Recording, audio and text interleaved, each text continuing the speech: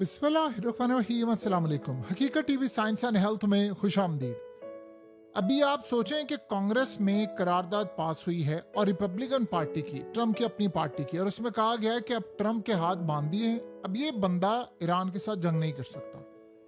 अब आप ये सोचें, अभी ये सूरत हाल है, ट्रम्प कह रहा है मैं डील साइन करने वाला हूं, सब कुछ करने वाला हूं। ये सारे का सारा मामला चल रहा है और उस सारी सूरत हाल में ट्रम्प ने कहा है कि मैं बहुत जल्द ईरान में यूरेनियम निकालने के लिए हाई लेवल का ऑपरेशन करने वाला हूं, और कहा है कि अब बिल्कुल क्लियरली ये मामला हो गया है।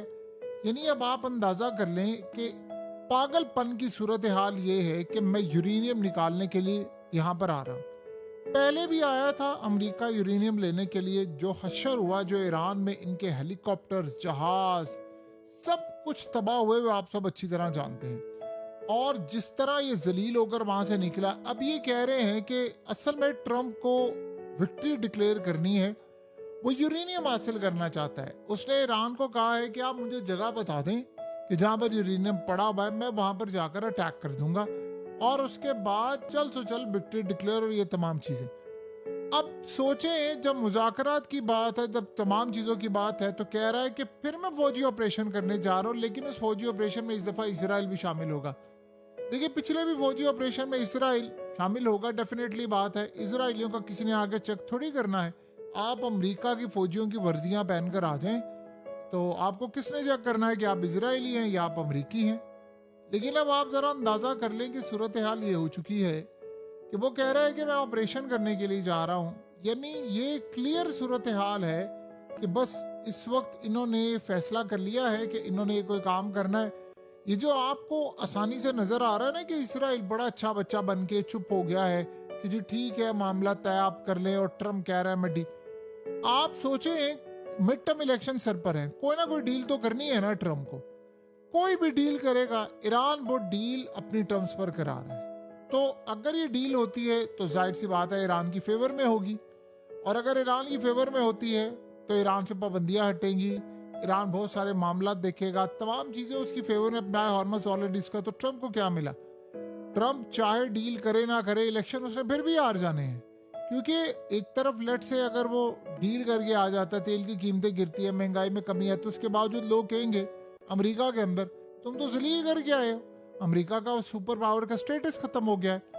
तो इस सूरत हाल में ये असल में लोकेट करें, ये जो आपको इन दिनों बहुत सारी खामोशी और ये तमाम चीजें, असल में ये फाइंड आउट करने की कोशिश कर रहे हैं कि यूरेनियम कहाँ पर मौजूद है, और वो उसको लोकेट करके वहां पर जाने। यानी ये इतना हाई रिस्क ऑपरेशन है, इतना ज्यादा हाई रिस्क ऑपरेशन है कि पहले भी फौज ने इनको मना किया था ट्रम्प को कि आप ये ऑपरेशन ना करें, बड़ी तबाही हो जाएगी। इस बंदे ने नहीं सुनी, और जो इसने जलील करवाया है अमेरिका को, जैसे अपने हेलीकॉप्टर, जहाज, जो तबाही इस बंदे ने करवाई है, यानी तारीख में इससे ज्यादा नाकाम ऑपरेशन कोई नहीं हो सकता। सब कुछ तबाह, स्क्रैप में इनकी चीजें बिखरी हुई थी, यानी हेलीकॉप्टर सब कुछ वो चाइना के हाथ लगा, ईरान के हाथ लगा। और ड्रामा इन्होंने किया पायलट का। वो अमेरिका में कांग्रेस में वो हाउस ऑफ रिप्रेजेंटेटिव जितने थे वो पूछ रहे थे कहाँ है पायलट।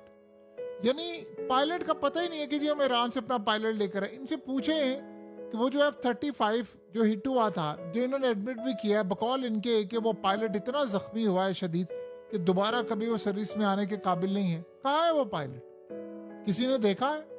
वहां पर कांग्रेस में सवाल उठ रहे थे कि पायलट कहां पर है। तो ये कहानियां दुनिया को करवा रहे, लेकिन ये ऑपरेशन फिर करने के लिए जा रहे हैं, और इन्होंने चाहे जो मर्जी कर लें। देखिए, ट्रम्प इस वक्त बहुत ज्यादा, यानी आप समझ रहे हो, उसका पूरे का पूरा स्टेटस, उसका पूरा खानदान, उसकी पूरी सदारत दाव पर लगी हुई है। क्योंकि मिड टर्म इलेक्शन से उसने कोई ना कोई डील करनी।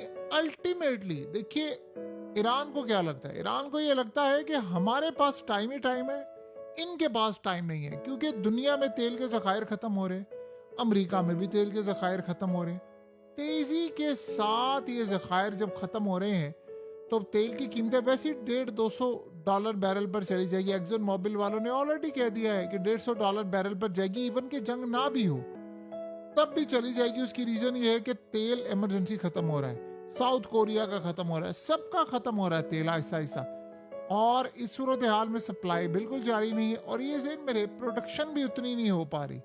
तो अब आपको अभी देखेंगे इवन के उसको यानी वापस बैक टू नॉर्मल रिकवरी होते होते पूरे वर्ल्ड को कितना टाइम लगेगा, तो अभी तो आप अंदाजा नहीं इसका कर सकते कि कितनी तबाहकुन सूरत हाल है। और ऊपर से ये कर रहा है ऑपरेशन। देखिए जहां तक तो ऑपरेशन की सूरत हाल है, जितना अलर्ट ईरान है शायद दुनिया में कोई भी इस वक्त अलर्ट ना हो। आप ये सोचिए अफगानिस्तान को रूस इस वक्त दे रहा है डिफेंस सिस्टम। अगर वो अफगानिस्तान को दे रहा है तो सोचे उसने ईरान को कितना कुछ दिया है। इन्होंने जब रूस पर पाबंदियां लगाई यूक्रेन की जंग से, सारी जिंदगी ये रोते रहेंगे जो इनके साथ हुआ है। रूस पर जब पाबंदियां लगी तो उसने इतना बड़ा उनको झटका लगा कि अब वो सारी की सारी पाबंदियों से निकल आया। अब वो ओपनली नॉर्थ कोरिया को मिसाइल भी देते हैं, हथियार भी देते हैं, वो उनके साथ शराकत भी करते हैं, उनकी फौज भी आती है, लेबर भी मंगवाते हैं। एग्जैक्टली ईरान के साथ भी वो ये करें। ईरान से भी वो सारे मामला अपने तय कर रहे हैं, ईरान से ड्रोन भी लेते हैं। तो जब आप तेल का मामला हो या कोई चीज हो, जब एक दफा पाबंदियों की जद में आ जाते हैं फिर आप परवाह नहीं करते पाबंदियों की। आप सोचे अमेरिका ने पाबंदियां लगाई चाइना पर, चाइना ने क्या किया है, उन्होंने कहा भाड़ में गई तुम्हारी पाबंदियां, हम यहाँ से तेल खरीदेंगे। तो चाइना भी तेल खरीद रहा। तो पाबंदियां लगाने के बाद ऐसी सूरत हाल होगी कि आपने कभी सोचा नहीं है।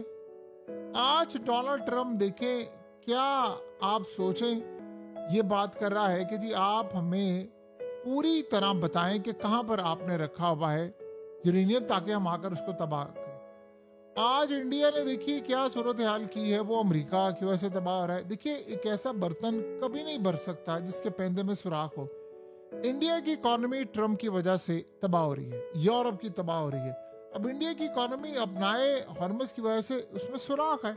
वो चाहते हैं कि बाहर से धड़ाधड़ डॉलर आए, इजाफी डॉलर्स आए ताकि अदायगी करें हम डॉलर्स के अंदर और करेंसी को करें स्टेबल। कैपिटल गेन टैक्स उन्होंने रिमूव किया है। आप ये सोचे इंडिया अपनी करेंसी को बचाना चाहता है क्योंकि जितना डॉलर की मांग में इजाफा होगा उतना इंडिया की रुपीस की वैल्यू में नकदरी होगी। तो उन्होंने कैपिटल गेन टैक्स खत्म कर दिया है ताकि सरमायादार इन्वेस्टर्स सारे इंडिया के बॉन्ड्स खरीदें, जितना मुनाफा हो हमारा होगा, कोई टैक्स नहीं होगा।